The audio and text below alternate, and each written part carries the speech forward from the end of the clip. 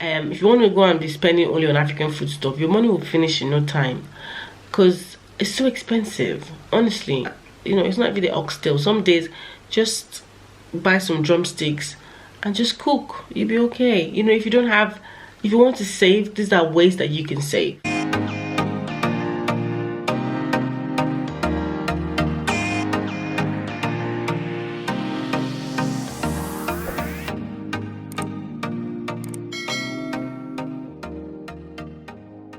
So whether you're moving to England, Wales, Scotland, Northern Ireland, these tips I'm about to share is going to be useful, so I implore you to watch till the end of this video. So here are my advice for anyone that is planning on moving into the UK. The first thing that I want you to do is to be open-minded. Don't come in thinking, oh, everyone's gonna be racist to me, or I'm not gonna find African food, or I don't know, Asian food. Don't come thinking, oh, you know, people of my race don't do well, so I might not do well. People are going to be horrible to me because of the way I speak, because of my accent, or I might not find a good job. I've heard, oh, people don't get good jobs when you get over there, or I might have to settle for less, because I've heard people just be open-minded. I'm not gonna lie, there is still racism in the United Kingdom, but you're gonna meet some really lovely people, and people are generally nice, if I do say so myself. Be ready to explore things, be ready to ask questions, be ready to visit places, be ready to answer questions. You know what I mean? Like, just be open-minded to the things of life, to meeting new people, to do things differently than how you were brought up, how you were taught, as long as it's the right thing to do. Be ready to just explore new ways of thinking, is what I'm gonna advise. Yeah, that's gonna be my first advice. This is in no particular order, but that's the first thing that came to mind. I thought, but I say this now before I forget. Be open-minded.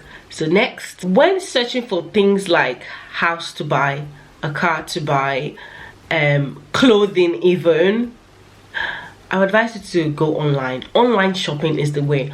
Online shopping is where you see deals that when you walk in store you would never see.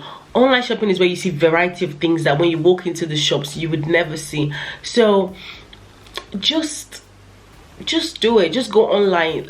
Personally, now that I'm grown, I think going to the shops is just a waste of time. When I go into shop to buy things, it's not because I feel like, oh, I'm going to get the best deal in there, because I never do. Or I'm going to see the best things in there, because I never do. I just go because I was like, I haven't actually been to the shop in a while. I just walk in and I just, you know, look around and I come out, because half the time I never see anything reasonable to buy.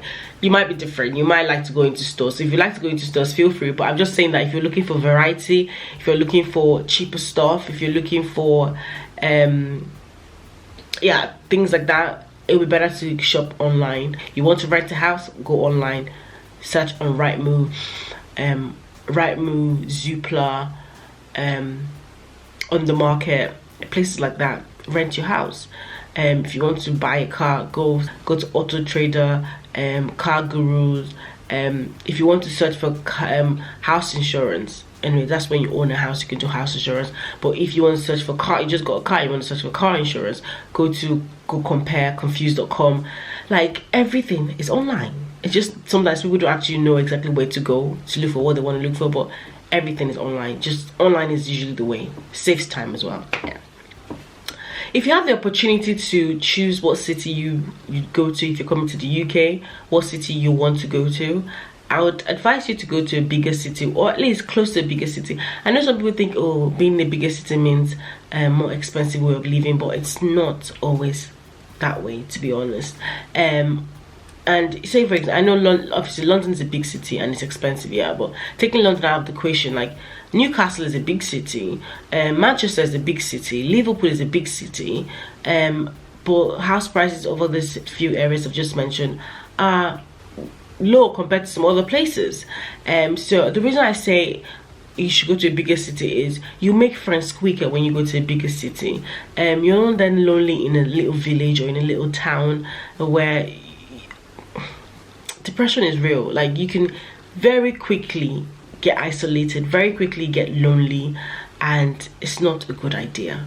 So if you have the opportunity, as they go to a bigger city, or at least live close to a bigger city, where you can, you know, see people and like make friends with people of like-minded individuals, people that look like you, people that speak like you, people that like people like you get what I mean? So yeah, that's what I would advise. So if you just moved into this country and you haven't worked anywhere else before, you don't have any work experience anywhere at all, and you have a bit of time in your hand and a bit of money, look into volunteering to do things at your university, hospital, if you're doing anything healthcare related, even if it's just to volunteer to just help in the hospital. There are different roles that you can do. Just search volunteering in the hospital in my area. Obviously, if you know the hospital in your area, put the hospital name and just go on their website. Down below you say box volunteer, click on it, find out more about it. You can volunteer in a charity organization, places like Salvation Army, and places like, if you want like retail experience, or if you're doing anything business wise, you want a retail experience, you work in places like Cancer Research UK. You can work in places like, there are a few thrift stores that you can actually go volunteer to work. They'll be happy to have you, because they need, you know, help, and you know, because it's a charity organization, they would want to employ people that have passion for charitable stuff, and people, not people that they would have to pay. So they'll be willing to accept you, and then these are the people that actually give you a work reference when you're then ready to apply for a proper job. It just shows that, you know, you've been doing something, and this someone can vouch for you to say, oh, actually, you know, she's got a good work ethic, or you know, or she's, you know, she's timely when she comes to work, she's, you know, committed, and she's reliable, and things like that. So yeah, if you have time in your hands, I would say definitely volunteer to just, even if you just volunteer for 3 months or for 6 months, you know, it's something, it's good. So yeah, always ask questions, don't be shy. If you're at work, for example, and people are saying that, you know, people are talking about something that interests you, ask or find out, because that's where you get information about other things, you know. One time I was at work and people were talking about how people were talking about inheritance tax, and I was like, what is inheritance tax? I didn't even have a clue about that. But because that conversation was held at work, and I was like, oh, inheritance tax. Oh, really? That's how I got information about that. So what I want to say is, if you're interested, if they're talking about something at work, or you're in a gathering and people are talking about something and you find it interesting, ask questions. Be like, don't feel shy. Even if your accent is different, even if your English is not that perfect, still ask, because this information, you never know when you'd actually need it. Or even if, just ask a little bit and then go home and research more about it, because no knowledge, I assure you, no knowledge is wasted. To be someone that enjoys life in the UK and someone that doesn't enjoy life in the UK, so because the person that enjoys life in the UK has enough information, that's what I'm going to say. But yeah, be polite always. It pays to be polite, because people are generally polite. People don't like it when you're rude. There's some things that you do as an individual, maybe in the country that you've come from, that you know, here it's not acceptable. You know, you might be really good pals with your friends, say back home, and they might be saying something that you just give them a tap on the shoulder, like, oh, shut up, you're silly. If you do that here to your British friends, they might not find that funny. They might be like, you just hit me. you just violated my I don't know, but I'm just saying. So be polite. Try and learn people, like try and understand people before you start to relate loosely with them, because some kind gestures can then be translated differently. Save God, save every little penny that you can save, because you never know when you're gonna need your savings. You never know. And the best way to save in this country, I'd say, is by getting a cheap apartment. If your house rent is cheap, then you can save, because that's the only thing that is relatively fixed. I mean, before your landlord is going to increase the rent, he would have given you a few months notice, you know.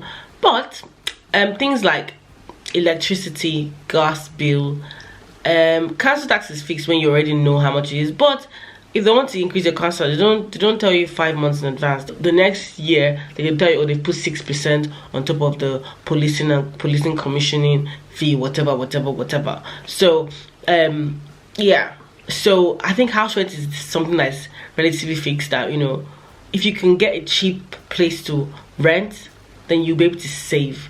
But if where you live is expensive, you can't save. It's gonna be so difficult to save, to be honest. That would be my piece of advice. Just to mention, just in case anyone is worried about this, it's absolutely normal to actually rent an apartment or rent a house or rent a flat without actually meeting a landlord in person. I don't know if it's the same in other countries, but here I can tell you for a fact that you can actually be living in a house for 5 years and not even know what the landlord is. So as long as it's a reputable agency that you've gone with, you know, it's absolutely legal, absolutely fine to actually live in a house without actually like seeing the landlord or know what the landlord is personally. Do you get what I mean? So don't be worried about that. If you know you want to rent a house and then they say you say you want to see the landlord and they say why do you want to see the landlord? You know, so it's absolutely normal here. Like you don't have to know the landlord. Like you can know his name, but you don't necessarily have to know him like face to face before you can actually like. You don't actually have to see him face to face before you can actually stay in his house or rent his house. He might not even know who you are, you know what I mean? So that's just, yeah. If you're moving into UK for the very first time, I'd advise you, it's a personal advice from me to you, to live around the town center, because living around the town center means that you have access to a lot of things, especially if you're not driving. You can just walk to the library, you can walk to the to all the stores, the high street stores, you can even walk to work if your work is around the town center. But like things are relatively, the gym is around there, things are relatively around the town center. But if you go and live, I don't know, 4 miles away from the town center, then that is a bit tricky, because maybe you'd have to then take a long walk to get the bus to the train to the bus station, or you have to start taking taxis. So I think it's usually a better idea to live around town center if you just moved to the place newly. That's what I think personally, but obviously, you know, ultimately it's your decision, and wherever you want to live is fine. But personally, I just think that if you live around town center when you've just moved here, it's usually nicer because everything is accessible to you and you might find it easier. Yeah, that's what I thought. Yeah, that's what I think. Yeah. In my opinion, I think it's a waste of money to come into the UK and start buying expensive stuff. Personally, because no one rates you higher. No one gives you that extra respect because you know you wear a designer's, I don't know, outfit, or you drive a big car. Do you get what I mean? It's different. Here you just open yourself up to bad company, you know what I mean? People that just want to use you and rip you off even further. So they don't respect you, especially if you own, you know, a designer's bag or designer. No one even, like, honestly. So save that money if you can. Save that money save that money and invest that money into other things, you know, instead of perishable items. That's what I'm gonna say. If you're African, I'll tell you now for free that African food stuff would finish your money in no time. So learn to compromise. Just try. Like, it's maybe instead of going to buy, like, I don't know, peak powdered milk from an African store, just maybe try the fresh milk, the 1 pound fresh milk. That is only the 1.5 liters, 1 pound fresh milk from, you know, Tesco's. You just might like it. It's actually 95p now or something. You just might like it. So try other things. Like I'll tell you now for free that Lidl and Aldi are the cheapest places you can shop for food here in the UK. Places like Iceland, also nice. Places like Tesco's, they're starting to get expensive, but they are relatively cheap compared to places like Waitrose, Sainsbury's, Ocado. Nah, those ones are like high end. But places like Morrison's, Tesco's, Asda, they have the same price range and they have a lot of variety. And then places like Aldi, Lidl, really affordable. Like literally you can get £100 worth of stuff and like you wouldn't even have space to hold carry. You literally, you know, it's so, and yeah. That's what I. Traveling on the train can be so expensive, can be too expensive as a matter of fact. So if you have an opportunity to travel and you don't get motion sickness when you're on the coach, then just take a coach. Yeah, you'll pay half the price, if not less than half the price of what you pay if you take a train station. If you take a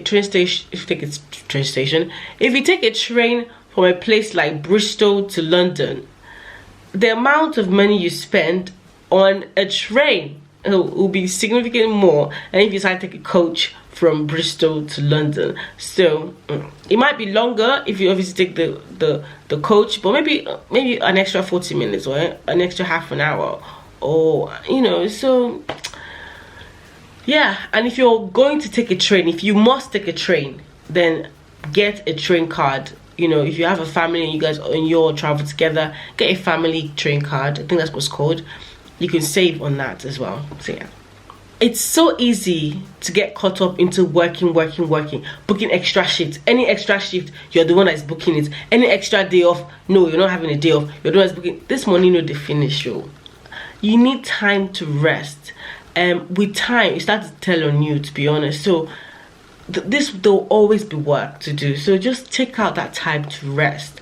Honestly, my personal advice is okay to work to work, or today you're working, tomorrow you're working, all your annual leave you've booked shifts and you've not had any time off. When it will come back to you, when your body would realize, when your body will shut down, it shuts down. So I would say take time to rest. At the end of the day, the more you work in this country, the more you're taxed. The shit will always be there, the work will always be there, but we might not always be there. Do you get what I mean? So take time out to rest is what I'm gonna say. So yeah, travel to places. You don't have to travel outside of the UK. Travel to other cities here. Book a hotel to Cornwall. Go enjoy the seaside. Do you get what I mean? Go to Scotland. There are a whole lot. You don't need I mean, if you live in England, you don't need a visa to go to Scotland. You just need your passport. Even a driver's license will take you to Scotland from England. You get what I mean? So just go to Scotland. They have loads of like nice seafronts, like beaches that you can visit. Like just go relax. It's not every day walk. Please take it easy on yourself. Okay. So yeah, that would be my advice, honestly. And lastly, if you have a spare time in your hands when you first arrive into this country, do your driver's test. At least do your theory, because your theory can last for 2 years. At the time I'm making this video, the theory test can last for 2 years. So if you do a theory, at least you have 2 years before it expires. That's what I'm trying to say. Someone's calling me. 2 seconds, guys. Hello. Sorry about that. So a call came in. So I would say if you have spare time in your hands, get on to doing your theory test. Because as soon as you can do your theory test, and one of the ways that I passed my theory test back in the day was through past questions. So I just went online and I typed in online driving test theory questions, and loads came out. There are even apps for itself, and I just did it continuously and I passed. So I say, yeah, do your theory test. I appreciate that practical tests or practical lessons can be expensive, but if you can get it done and dusted, you would thank me for this. A lot of jobs these days want you to be able to drive. So if you can show that you're able to drive, it opens that opportunity for greatness, you know. It opens the opportunity for you to be able to soar higher. So if you have the opportunity to take your driving test, please do, and you'll pass. I believe in you. It can't be hard, but don't worry. If you need to do it 3-4 times, do it. It will be worth it in the end. And yeah, we've come to the end of this video. Hope you guys enjoyed watching, and until I come your way next time, remain blessed and speak to you guys again. Bye.